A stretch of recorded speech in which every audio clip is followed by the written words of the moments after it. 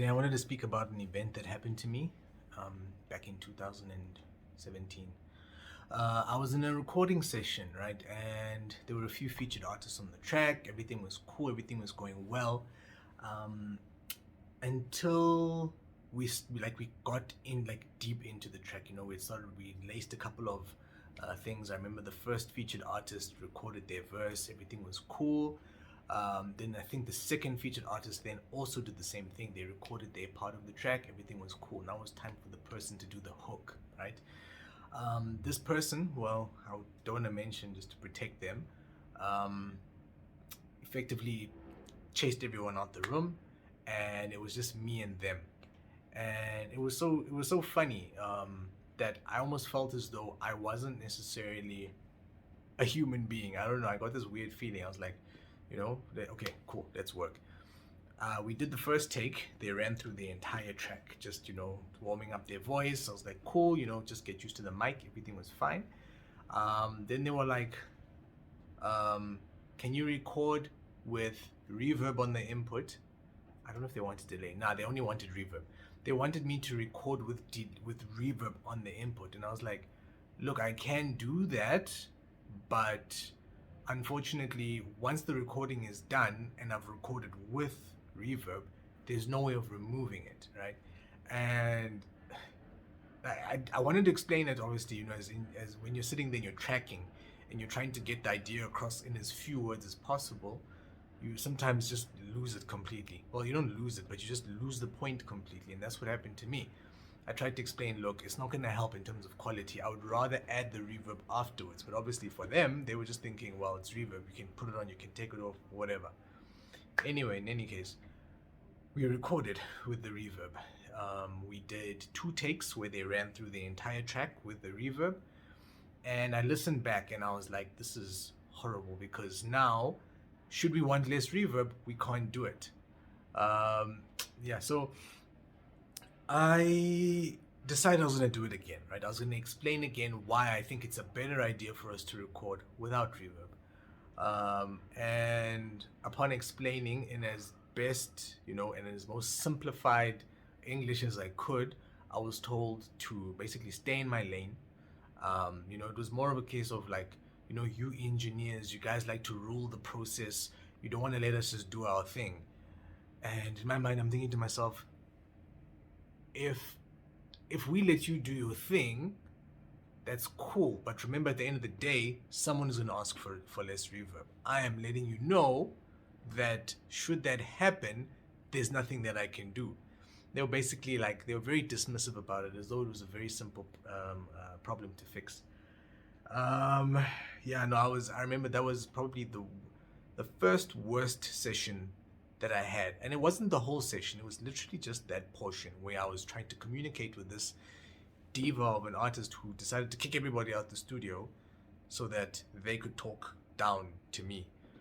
And I don't know, in that moment I almost felt as though I want to end this. I just wanted to just be done with the session, end it and call it and just say everybody go home. But I remember just thinking to myself, just grit your teeth, grin and bear, go through with it. The session will be over soon. The session wasn't over soon. I think they probably left maybe an hour and a half, maybe 2 hours later. I kind of had to just smile through it, because once everybody came back in the room, I can't be the sour guy now because of, 1 or 2 sentences that might have affected me. So, cool, the session ends, we go our separate ways. Some time goes past, and I decided I'm going to finally work on this track. Once I had, worked all of the anger out of my system, I was like, cool, let me mix and master this track. I mixed and mastered it. I did the best that I could, but I couldn't remove this reverb, this bloody reverb. We just couldn't get rid of it. And I remember saying to myself, I'm going to send it. I'm not even going to say anything about it, because I told the main artist that this was the problem right at the end of the session. They were like, it's fine, we'll see what we can do with it. And then obviously, because some time has passed now, they'd obviously forgotten what they'd said about the session. It's fine, we'll deal with it later. So I sent the track through to them, and the first thing that they said, they were like, man, you overcooked the reverb. And I was like, yo. So it's not my fault. And in hindsight, I think I probably could have been a little bit more firm in my decision. I do know that back then I still really was trying to just I was looking for jobs, and I was looking to just keep everyone happy. And as far as possible, I tried to protect the song. I tried to protect the main artist. But at this point, it was just tough. I don't know. I don't know what I could have done differently back then. Right now, I probably know what I would have done. I would have told them either you do it this way or you get the hell out of the studio, or more along the lines of, if you don't do it this way, then we're gonna be left. But I kind of like reiterate it and kind of make it a thing where I show them an example. And I'm like, look, we've got a lot of reverb on here. We want to decrease it, but we can't. Showing them more of a practical example. I feel like sometimes what happens on the screen there for some people is just it's hieroglyphics. Looking at the screen, looking at all the waveforms and stuff. It's too much for a lot of people. So, and I think this person, being the diva that they were, they didn't give a damn about studio equipment and how it all works. They just figured, push 2 or 3 buttons, and how hard could it be effectively.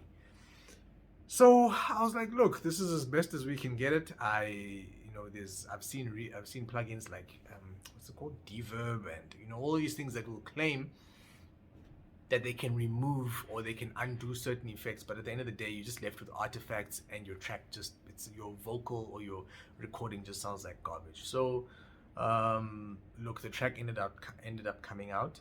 I had to put sprinkle a little bit of extra reverb on the other verses, and it kind of just became the landscape. It was just a very reverbed landscape, and it kind of adding all that extra reverb onto other people's things, because it started with the verse and then went into the chorus. Having extra reverb in the verse kind of balanced it out, that by the time we got to the chorus, you were kind of like, well, that's the feel of the track, and I kind of left it there. It wasn't great, really isn't my best work. I really listened back to that track. I don't think I've heard it in a few years.